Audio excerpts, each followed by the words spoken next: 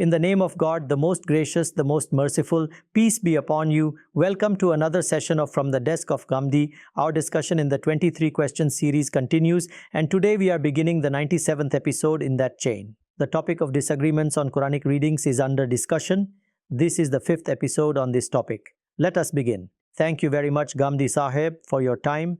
In the last 4 sessions, we discussed the first 2 phases. In the previous session, we intended to move on to the 3rd phase. However, in order to begin the 3rd phase in a systematic manner, you drew attention to a very important point. You explained the entire arrangement that was made to preserve and transmit the reading of the Quran, the Qiraat, and discuss the wisdom behind it, its objectives, its nature, and what the Quran itself says in this regard. That issue was discussed throughout the entire episode. I would like that discussion to be taken further. Please tell us whether we can now move on to the 3rd phase or whether there is something else that you would still like to highlight. The most important point in everything I said was that the Quran is not just another book. Books are written throughout the world, and none of them requires such an arrangement. However, God Almighty has revealed this book as His final proof. It is the Meezan, or scale, and the Furqan, or criterion, that distinguishes truth from falsehood. All differences until the day of judgment are to be decided in its light. The guidance that human beings have received from God Almighty has, in the Quran, the status of a decisive judge. Hence it is the Qawle Faisal, or decisive word, and when it is the decisive word, then until the day of judgment, it must be both Qati al-Dalala, or definitive in meaning, and Qati al-Subut, or definitively established. I had to some extent already explained both these terms. That is, Qati al-Dalala means that the text of the Quran, as a text, contains all the elements necessary to arrive at a final conclusion. Only one possibility then remains. The reader may make a mistake due to a deficiency in knowledge, or he may err because he has not reflected sufficiently. The text of the Quran itself should never become the target of criticism, nor should there be any defect within it that prevents it from presenting its case conclusively. Therefore, with respect to its discourse, the Quran must be Qati al-Dalala. This was an essential requirement of its position. In this regard, I explained that arrangements were made to preserve and transmit the reading, the Qiraat, and the recitation, exactly as delivered by its revealer, the trustworthy Gabriel, and as recited by Muhammad, peace be upon him, the messenger of God upon whom it was revealed. This was done so that no differences would arise regarding the words, the composition of the sentences, or the context and background of those sentences. That is, what exactly was the occasion on which a sentence was spoken and what preceded or followed it. Therefore, with great care and meticulous arrangement, all these measures were undertaken by the Prophet, peace be upon him. This was done under the direct supervision of God Almighty. The trustworthy Gabriel came and conveyed it to the Prophet, and the companions listened to it. What was the purpose of all this? It was to ensure that the Quran became Qati al-Dalala. Then comes Qati al-Subut. For the companions, this was an undeniable reality. It had been given to them directly by the messenger of God. However, was the Quran meant only for the companions? No, it was meant for the rest of the world as well. What exactly does dalala mean? It means that when you utter a word or construct a sentence, what is it that you actually intend to convey? That intended meaning is the dalala of that sentence. In other words, it is the indication of the subject and its meaning. This is how the term is used. The words become dalil, or evidence, and their dalala, or indication, gives rise to discourse. So, what is the nature of this dalala?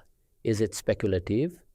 If it is, then the possibility of defect or uncertainty cannot be completely ruled out. That is, 2 possibilities exist, and both may be mutually contradictory. Either one of them could potentially be accepted. In such a case, that word in itself and in its content becomes Zani al-Dalala, speculative in meaning. Therefore, I was explaining that in order for the Quran to be qati al-dalalah, the necessary arrangements had to be made. Now, what is the second point? The second point is that the companions received it. They received it with certainty. They had no doubt about it. Muhammad, peace be upon him, had conveyed it to them directly. However, it had to be transmitted further. What arrangement would be made for that transmission? What method would be adopted? At this point, we enter the domain of history. Until now, the discussion concerned the revelation of the Quran. What was God Almighty doing? How does the text reach the prophets? How is it recited? I have already dealt with all these matters. Now the question is one of history. To whom is the Quran being transmitted? It is being handed over to history. For us, it would become history. For the companions, however, it was a living event. When an event occurs before your eyes, when something happens directly in front of you, it is an experience. For the companions, receiving the Quran from the Prophet, peace be upon him, was not history, it was an experience. The messenger of God was dictating, the messenger of God was reciting, the companions were listening. For them, it was exactly as I am now sitting in this room and experiencing everything around me. When I write a book and hand it over to you, that too is an experience for you. Thus, for the companions, receiving the Quran from the Prophet, peace be upon him, was an experience.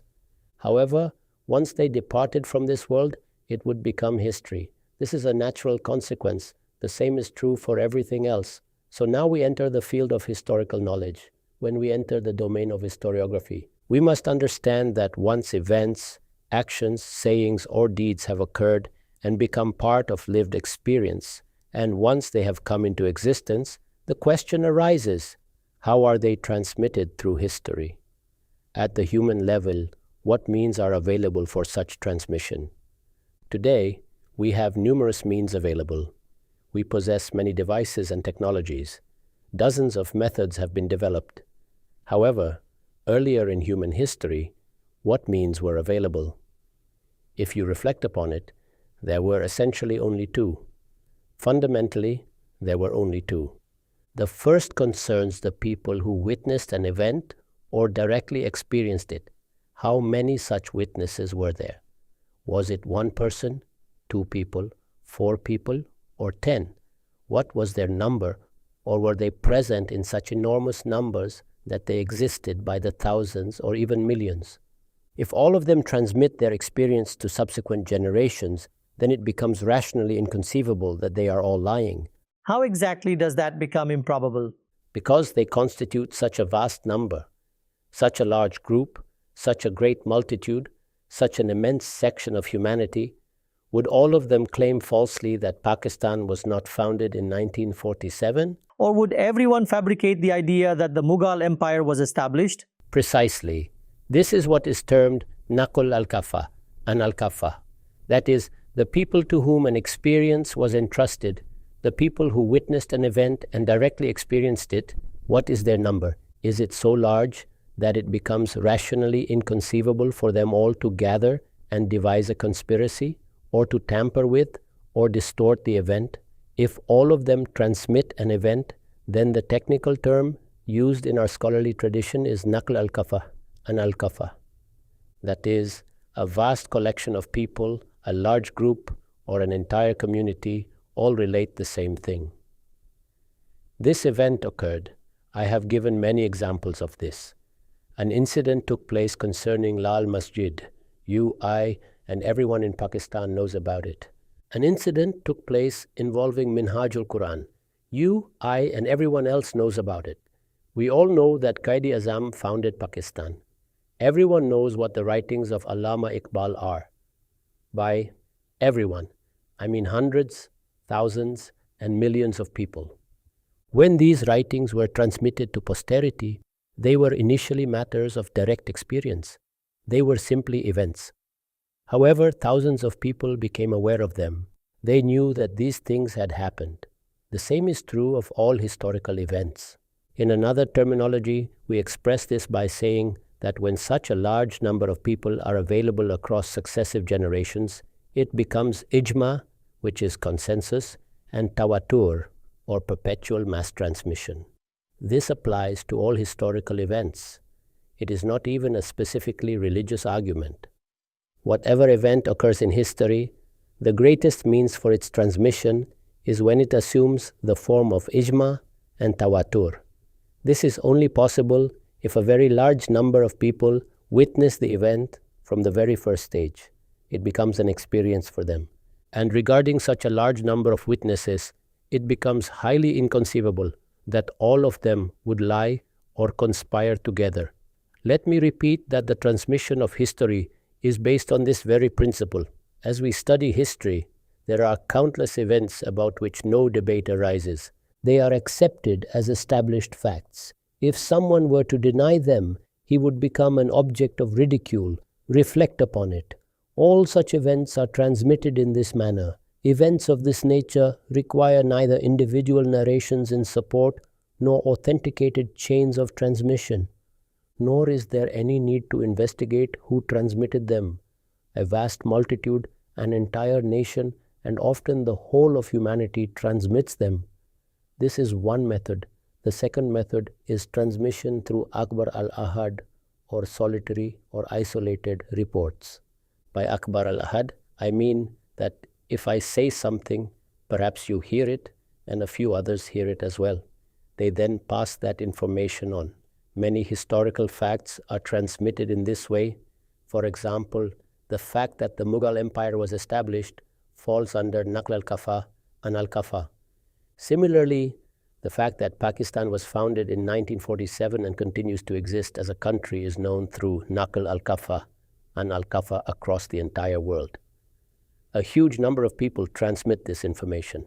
However, if we say that Quaid-e-Azam made a particular statement at a specific meeting of the Muslim League, or that Pandit Jawaharlal Nehru made a certain statement at a particular Congress meeting, then only a limited audience may have heard it. Perhaps 2, 4, or 10 people were present. Some among them may later narrate it, while others may not. Many historical reports are transmitted in exactly this manner. When historical incidents are transmitted this way, there may be only 1, 2, or 3 narrators.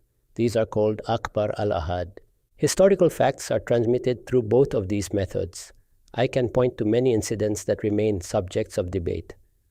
Why do debates arise? Because the people who transmitted those incidents were very few. Sometimes, when we investigate, even those few cannot be identified.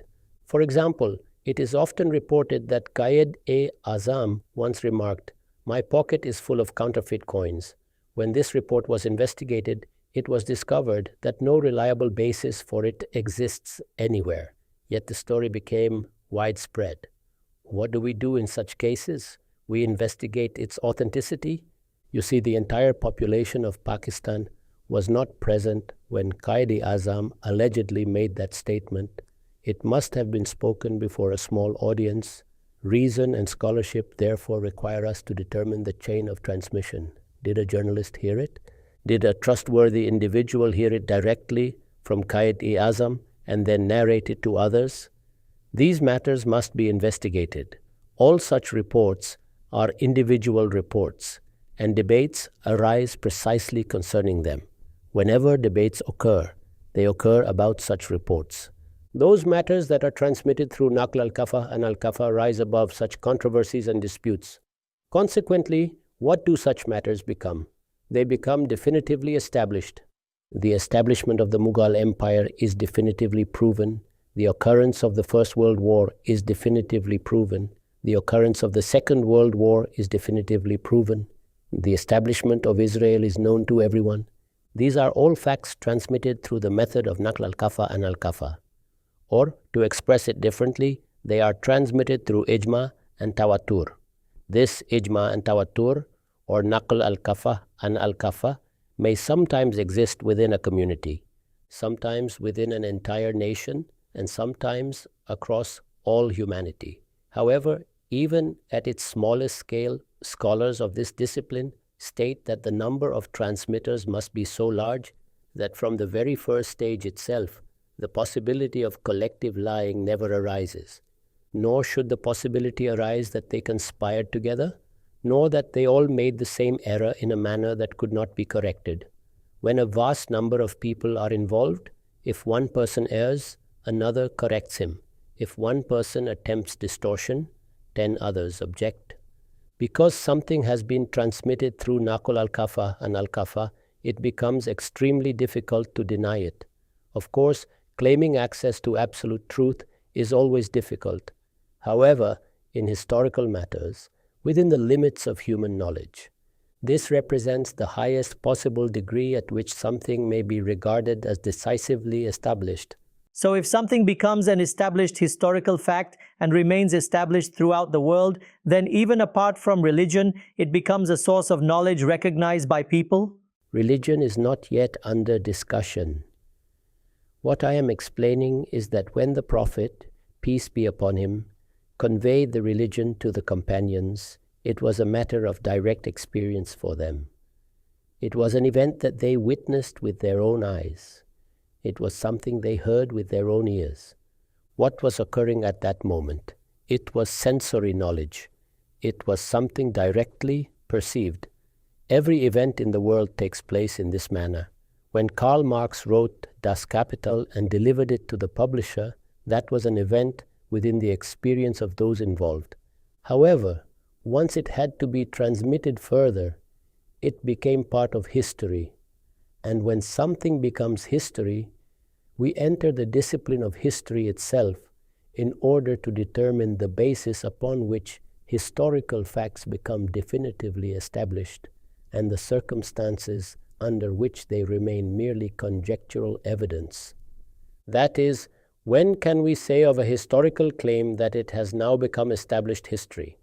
And when there remains scope for debate regarding a matter that this point has been reported by only a small number of people, or even by a somewhat larger number, then it becomes necessary to investigate it. That is, we must examine who the people are who are narrating it. Do these individuals have ittisal or continuity of transmission among themselves or not? Did they even meet one another during their lifetimes or not? One person narrates it to another. The factor of individual understanding also plays a role in the process. Dozens of other factors likewise influence it. Therefore, when the Prophet, peace be upon him, conveyed the Quran, I repeat once again, that was a matter of direct experience. Now, if it was to remain a conclusive proof for the world, it also had to become Qati al-Subut, or decisively established. Therefore, look at it from a historical perspective. To whom was it entrusted? Were there merely 8 or 10 people? As in the case of Jesus, peace be upon him, who had been sitting in a cave and were then given this Quran? Or was the situation such that 1 or 2 individuals among them informed the people of the next generation that they possessed a book called the Quran, which the Messenger of God, Muhammad, peace be upon him, had given to them? Historically, we know about the people to whom it was entrusted. Their number was not merely in the thousands, it had exceeded hundreds of thousands. The people who had performed the farewell pilgrimage along with the Prophet, peace be upon him, and who had accepted faith in him, are reported to have numbered more than 100,000. And you know that not everyone comes out for Hajj. Even so, a very large number had come. Regarding the Arabian Peninsula, the Quran states that such a great multitude had embraced faith. In the 9th year after Hijrah, when the final declaration was made and a period of 50 days respite was granted.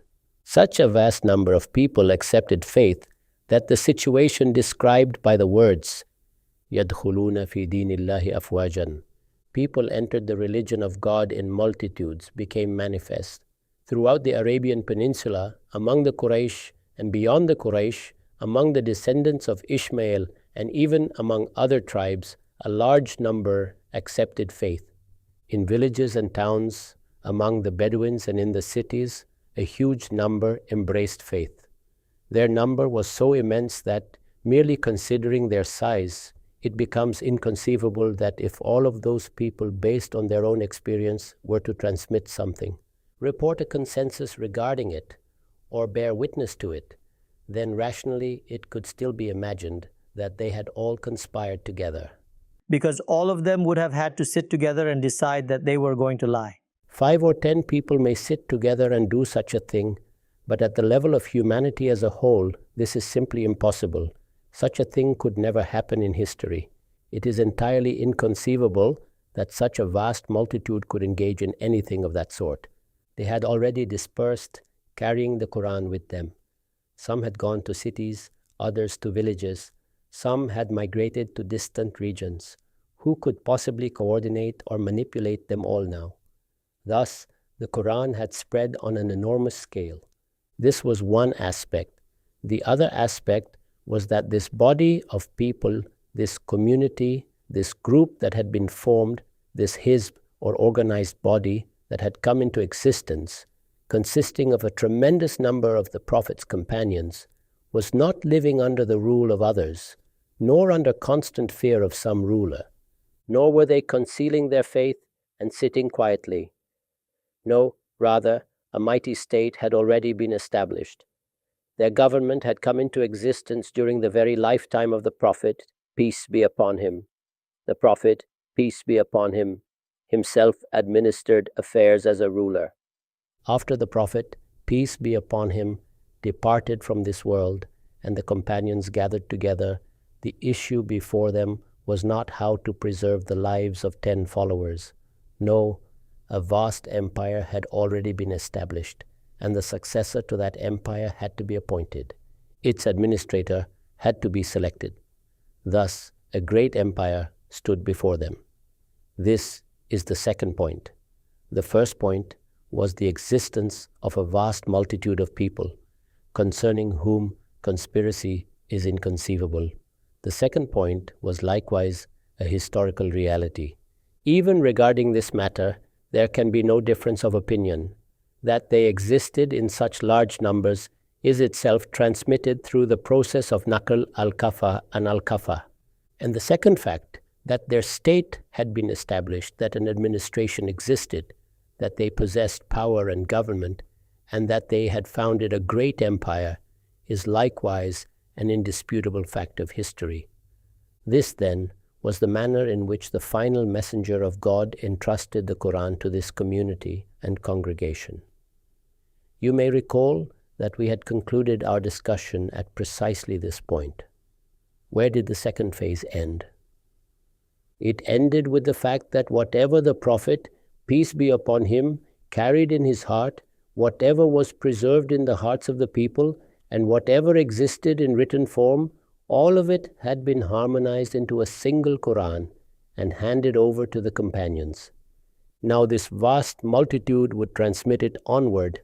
My point was that when something has been entrusted on such a large scale, or when an event has occurred on such a scale, and when the people themselves undertake its transmission, then no special arrangement is required. Special arrangements become necessary only when the matter depends upon isolated or individual sources. Otherwise, no special arrangement is needed. What used to happen during the lifetime of the Prophet, peace be upon him? The Prophet, peace be upon him, would recite the Quran. A large number of companions would listen to it, the scribes would write it down, the memorizers would commit it to memory. This was the method by which it was being transmitted during the lifetime of the Prophet, peace be upon him. So what changed afterward? The only change was that the recitation of the Arda al-Akhira, or final review, had now taken place. Therefore, the recitation of the Arda al-Akhira was now to be transmitted in exactly the same manner. The companions would continue reading it after the Prophet, peace be upon him. The entire Muslim community would begin reading it. The Muslim leadership would read it. This recitation would now spread on a vast scale. The method adopted by the Prophet was to continue after him. The Muslim state had been established. A collective political order had been established. Those who governed it are known as the rightly guided caliphs. Obviously, what would they do? After the Prophet, peace be upon him, had entrusted the Quran to them following the Arda al-Akhira, they would read it, memorize it, recite it in their prayers, and continue transmitting that recitation onward. Those who had heard it directly from the Prophet, peace be upon him, would teach it to others, and this process, which is entirely natural, would continue throughout the whole community. I repeat once again that this is a process that you can observe even today. It is not merely a story from the past. Even now, we Muslims continue to do exactly the same thing. No special arrangement is required. We do not need the assistance of any state. What do Muslims do? Those who wish to memorize the Quran memorize it. Those who wish to write it down. Before printing presses existed, ordinary people among us used to copy it by hand. The scholars wrote it. The kings commissioned copies of it. Calligraphers sat in their workshops and wrote it out. Thus, this natural process, which continued within such a vast community, was likewise continued by the community of the companions.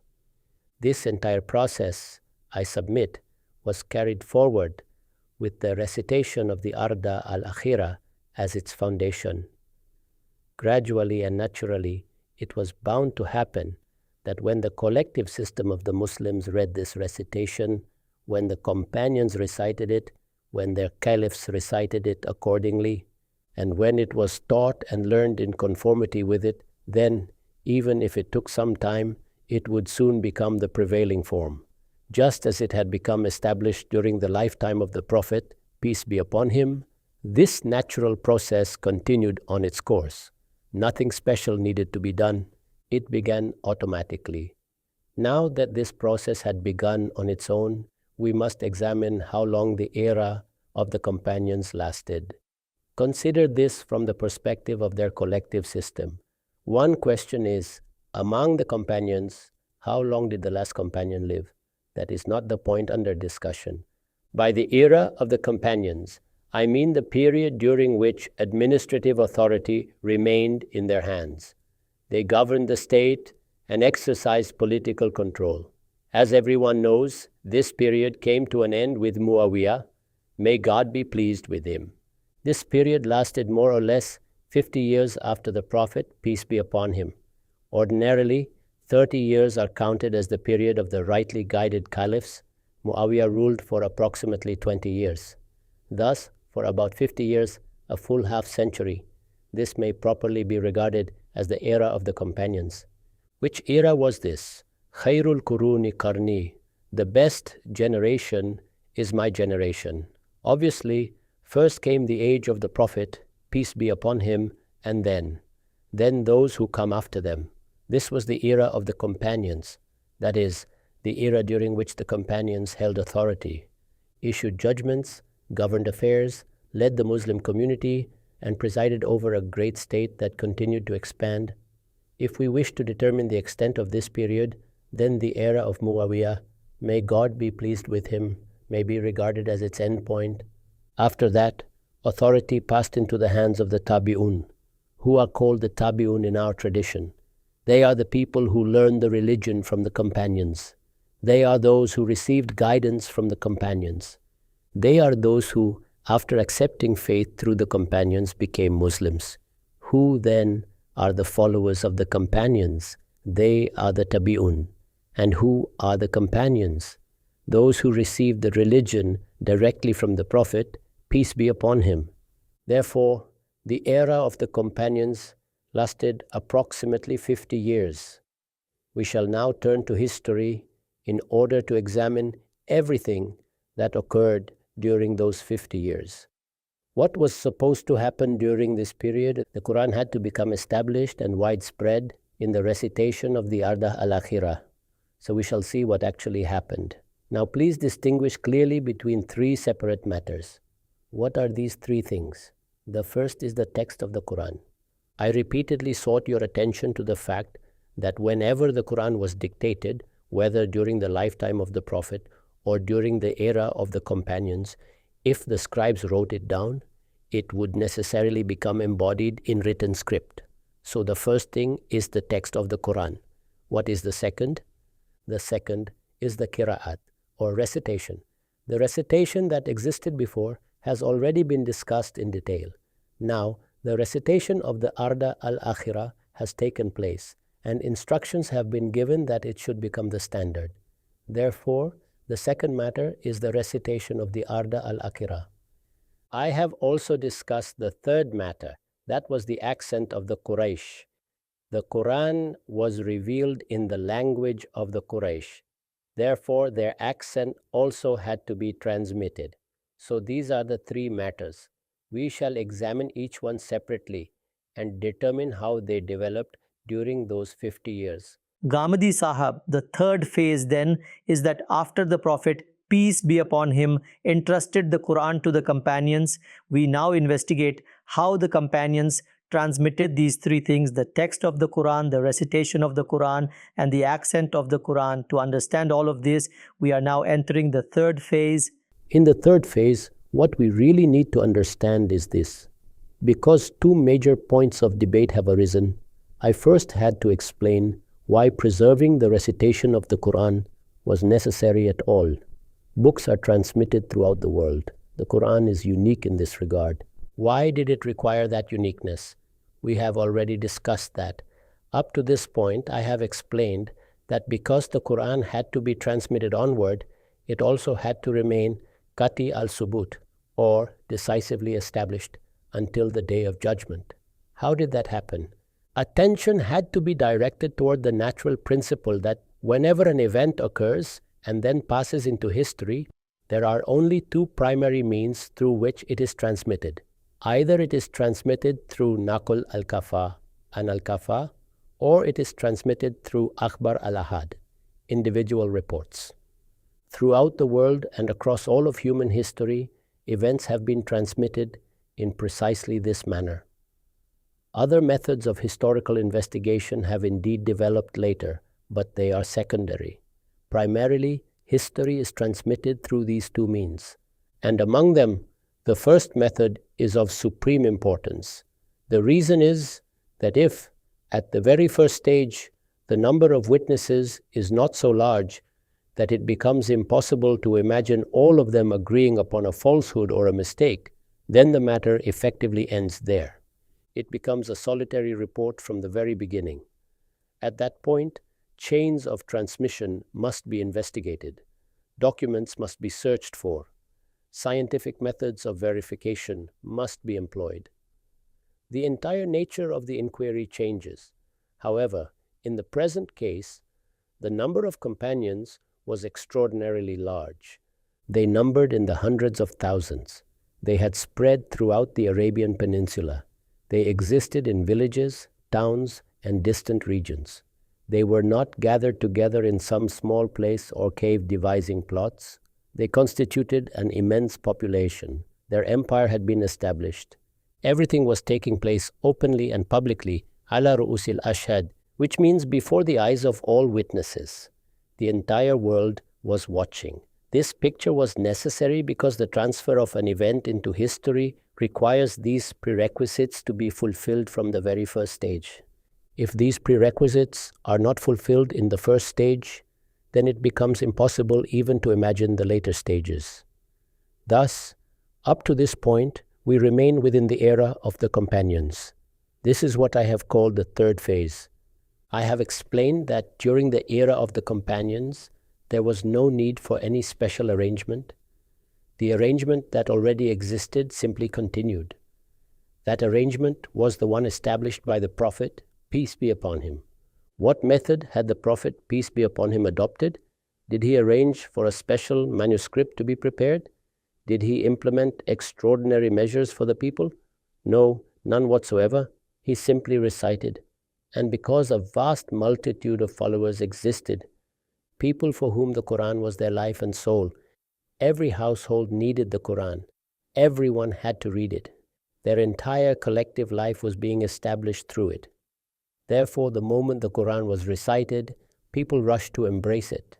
Among them, the memorizers committed it to memory. The scribes wrote it down. Then the Arda al-Akhirah took place.